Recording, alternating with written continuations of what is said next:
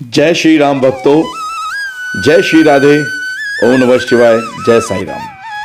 तो भक्तों, आपका स्वागत है धार्मिक पौराणिक कहानियों में, जिससे कि हमें अपने जीवन में कुछ ना कुछ सीखने को मिलता है और जीवन में निरंतर प्रेरणाएं मिलती हैं और ईश्वर की महिमा का मालूम चलता है कि ईश्वर की लीलाएं महिमा कैसे होती हैं।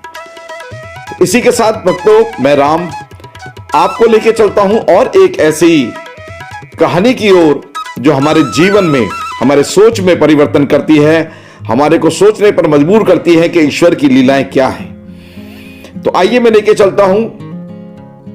एक समय की बात है कि स्वर्ग से घोषणा हुई कि भगवान स्वयं आकर के अपने हाथों से सभी को सेब बांटेंगे। और जब वो घोषणा पृथ्वी लोक पर हुई तो बड़ी बड़ी लंबी लंबी कतारें लग गई, बहुत लंबी लंबी लाइनें लग गई। उसी समय भक्तों, एक छोटी सी बच्ची थी, उसको बहुत उत्सुकता थी कि मेरे को भगवान के दर्शन भी होंगे और साथ ही साथ उसके मन में था कि भगवान जब मेरे को मिले ना तो मेरे को एक बहुत अच्छा बड़ा सा सेब दे जो बहुत मीठा हो, और कितना आनंद में होगा, बड़ा सुकून होगा कि मैं भगवान के दर्शन भी करूंगी और साथ साथ भगवान मेरे को सेब भी देंगे। उसके मन में बहुत खुशी थी, बहुत खुशी के साथ वो लाइन में लग गई। भक्तों, धीरे धीरे धीरे धीरे उसका नंबर आया, बहुत समय बाद उसका नंबर आया और भगवान अपने हाथों से सेब बांट रहे थे। उसने भगवान के दर्शन किए, प्रफुल्लित हो गई, बहुत खुश हुई और उसको मिला भी एक बड़ा सेब। जैसा उसके मन में चल रहा था, एक बहुत बड़ा सुंदर सेब उसको मिला।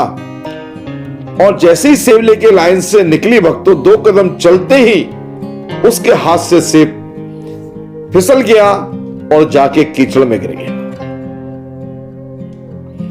घंटों की लाइन में तपस्या, उसके पश्चात जो मन में उमंग और जो खुशी थी, जो उमंग थी कि भगवान का दिया हुआ मैं सेब मैं खाऊंगी, कैसा होगा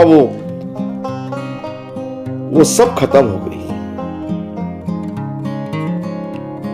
बच्ची मायूस हो गई, उसको बहुत दुख हुआ कि प्रभु, हे भगवान, मैं तो इतना घंटों लाइन में लगने के बाद में आई और ये क्या हो गया। और जब बच्ची ने पलट के देखा तो लाइन बहुत लंबी हो चुकी थी, परंतु भक्तों, उसने सब्र नहीं खोया। उसने कहा कोई बात नहीं, मैं दोबारा लाइन में लगती हूं। मायूस तो हो गई, लेकिन फिर दोबारा से लाइन में लग गई और वो लाइन पहले की लाइन की तुलना में कई गुना लंबी थी।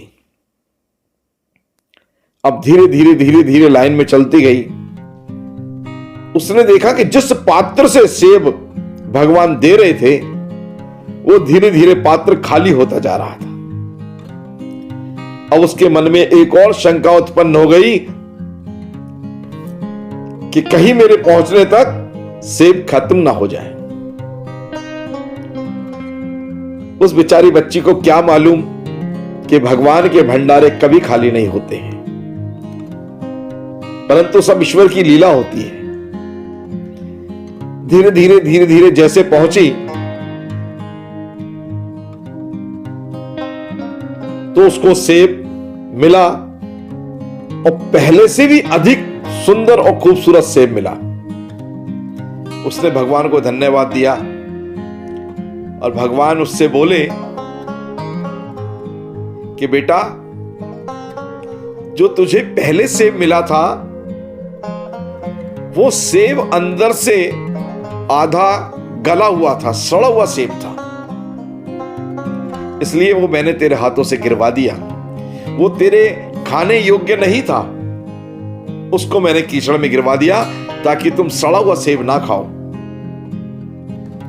और जो अब तुम्हें सेब मिला है, ये अभी वृक्षों से टूट करके बिल्कुल ताजे आए हैं। ये पहले वाले सेब से कहीं अधिक स्वादिष्ट है, कहीं अधिक ताजा है, फ्रेश है। लड़की मन में बहुत खुश हुई और भगवान को धन्यवाद दे करके आगे आ गई।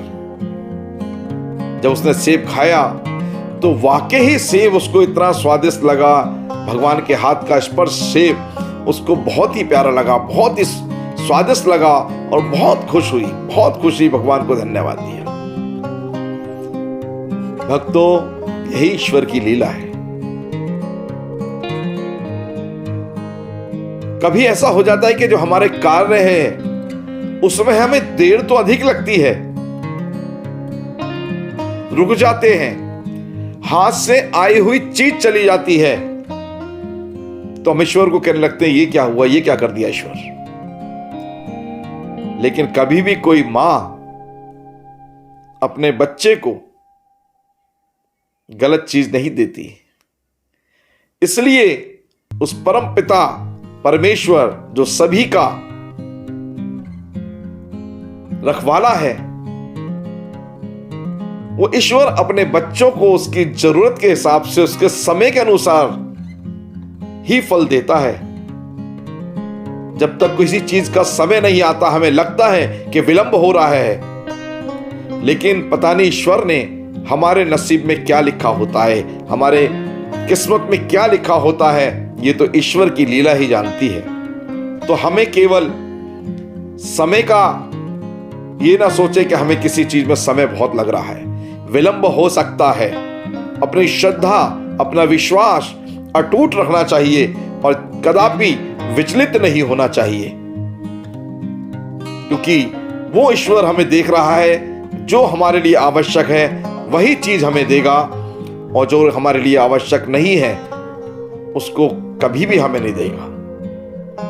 एक मां से बच्चा मिठाई मांगता है बीमार अवस्था में, लेकिन मां उसको कड़वी दवाई देती है, क्योंकि मां जानती है कि मिठाई उसके लिए नुकसानदेह है और कड़वी दवाई उसको ठीक करेगी। तो इसलिए ईश्वर तो सबका मालिक है, तो उस पर पूरा आस्था रखें, विश्वास रखें और उसकी दी हुई चीजों को स्वीकार करें। यही ईश्वर की लीला है और यही हमें मानना चाहिए। तो भक्तों, कैसी लगी मेरी स्टोरी? आप लाइक कीजिए, सब्सक्राइब कीजिए और कमेंट्स कीजिए। ये ऐसे ही कहानियां, मैं पौराणिक धार्मिक कहानी जो प्रेरणादायक हैं हमारे जीवन के लिए, मैं आपको सुनाता रहूंगा। आपका प्यार और आशीर्वाद मेरे को मिलता रहे। आप कमेंट्स करके जरूर बताइएगा, ये आपसे मेरी हाथ जोड़कर प्रार्थना है। तो इजाजत दीजिए, मैं राम, और ऐसी ही नई कहानी और लेकर के लिए आऊंगा जो प्रेरणादायक है। बच्चों को भी दिखाइए ताकि बच्चे भी ईश्वर के अंदर पूर्ण विश्वास रखें। जय श्री राम।